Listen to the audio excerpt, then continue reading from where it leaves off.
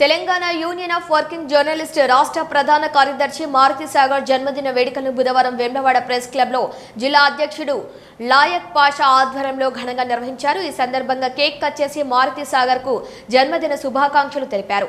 ఈ సందర్భంగా లాయక్ పాషా మాట్లాడుతూ జర్నలిస్టుల సంక్షేమం కోసం మారుతి సాగర్ చేస్తున్న కృషిని ప్రత్యేకంగా కొనియాడారు.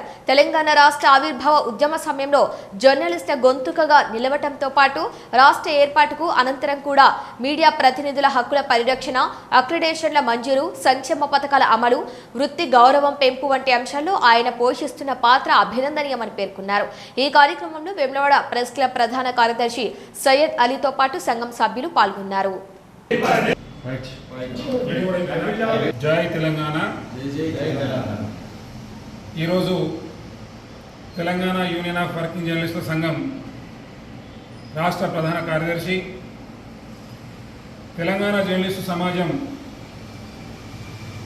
హక్కులు సంక్షేమం కోసం ఆహర్నిశలు కృషి చేస్తున్న సాగరన్న బర్త్డే వేములవాడ ప్రెస్ క్లబ్లో సాగరన్న బర్త్డే సంబరాలను కేక్ కట్ చేసి ఘనంగా నిర్వహించుకోవడం జరిగింది.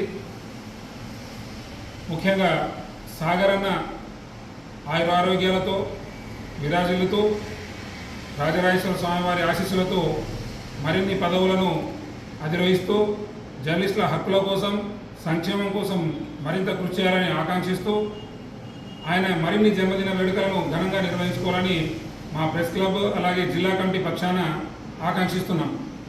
మిత్రులారా, ఇటీవల జరిగిన అక్రిడిటేషన్ల అనిశ్చితిలో సాగరన్న పాత్రను మనం మరవలేము. సాగరన్న పోరాటం లేకపోతే చాలామంది జర్నలిస్టులకు అన్యాయం జరిగేది.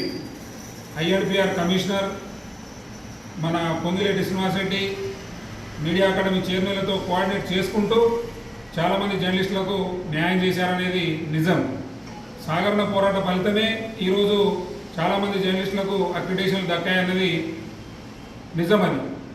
ముఖ్యంగా రాబోయే రోజుల్లో కేబుల్ ఛానళ్ళు అలాగే ఇంకా కొన్ని సమస్యలు ఉన్నాయి. ఆ సమస్యలను కూడా తీరుస్తానని సాగరన్న మాట ఇచ్చారు.